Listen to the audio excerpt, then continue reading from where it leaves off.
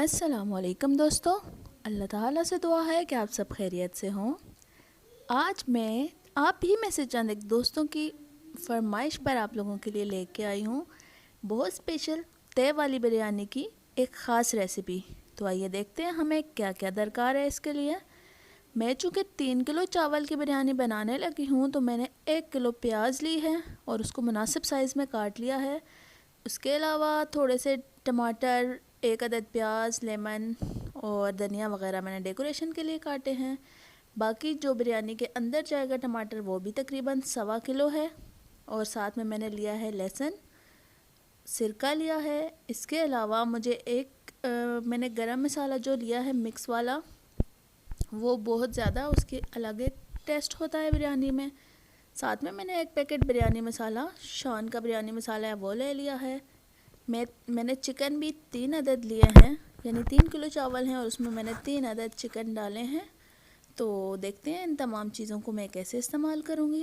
سب سے پہلے میں نے چاولوں کو اچھے سے دھو کے اور پانی میں انہیں بھگو کے رکھ دینا ہے۔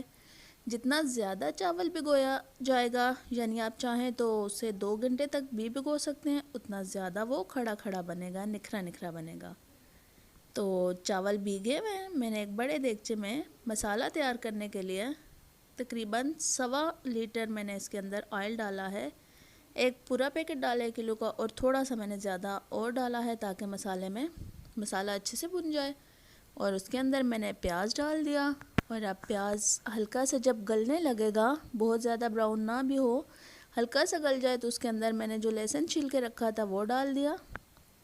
اب اس کو لہسن کو تھوڑا سا پیاز کے ساتھ بھون کے، اور جتنے میرے پاس ٹماٹر تھے ان سب کا میں نے پیسٹ بنا لیا۔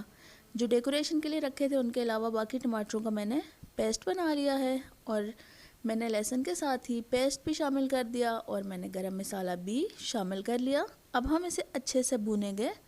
جب ٹماٹر اپنا پانی خشک کر لیں گے، آئل نکلنے لگے گا، تو تب ہم اس کے اندر بریانی مسالہ کا جو پیکٹ میں آپ کو دکھا چکی ہوں وہ شامل کریں گے۔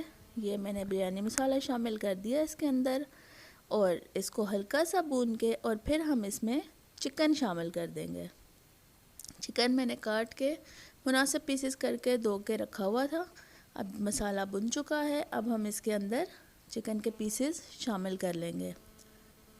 چکن اس کے اندر شامل کر کے، اور اس کو ہم پہلے تو سارے مسالہ کوٹ کریں گے چکن کے اوپر، تاکہ ساری بوٹیاں جو ہیں وہ مسالہ لے لیں، ان کے اوپر مسالہ لگ جائے۔ پھر ہم اس کو 10 سے 15 منٹ کے لیے بھونیں گے، تاکہ اچھی طرح سے سارا مسالہ جو ہے وہ بوٹیوں کے اندر جذب ہو جائے۔ وہ سب نمک، مرچی، یہ جو بھی مسالہ جات ہیں وہ ساری بوٹیوں کو اچھی طرح سے لگ جائیں۔ تو چکن ساتھ ساتھ بن رہا ہے، ساتھ ساتھ ہم کیا کرتے ہیں، دوسرے چولہے پر پانی چڑھا دیتے ہیں جس میں ہم نے چاولوں کو بوائل کرنا ہے۔ تو چکن ساتھ رکھیں۔ اب ہم نے ایک بڑے دیگچے میں پانی لیا، اور اس میں ہم نے نمک شامل کر دیا۔ نمک آپ اتنا شامل کریں کہ اندازہ رہے کہ ہمارے پاس مسالے میں بھی نمک موجود تھا، تو ہم نے تقریباً 2 سے 2.5 چمچ چاول ابالتے وقت نمک شامل کرنا ہے، اور اس کے ساتھ ہم نے 1 چائے کا چھوٹا کپ سرکہ شامل کر لینا ہے۔ میں اندازے سے ڈال رہی ہوں، آپ بھی اندازے سے ڈال لیں، یا چاہے تو کپ کی مدد سے۔ جب پانی ابلنے لگے تو چاول جو آپ نے دھو کے بھگوئے ہوئے تھے وہ شامل کر دینے ہیں، جیسے میں آپ کے سامنے شامل کرنے لگی ہوں۔ اب چاول بوائل ہو چکے ہیں اور ہمارا مسالہ تیار ہے۔ چاولوں کو میں نتھار چکی ہوں، تو آئیے آپ تہ لگاتے ہیں۔ تو جس دیگچے میں ہم نے چاول ابالے تھے وہ چونکہ کافی بڑا دیگچہ تھا، اسی میں ہم سب سے پہلے ایک تہ بچھائیں گے ابلے ہوئے چاولوں کی، اور اس کے اوپر ہم نے جو مسالہ تیار کیا تھا چکن کا، وہ سارا اس کی ایک تہ لگا لیں گے۔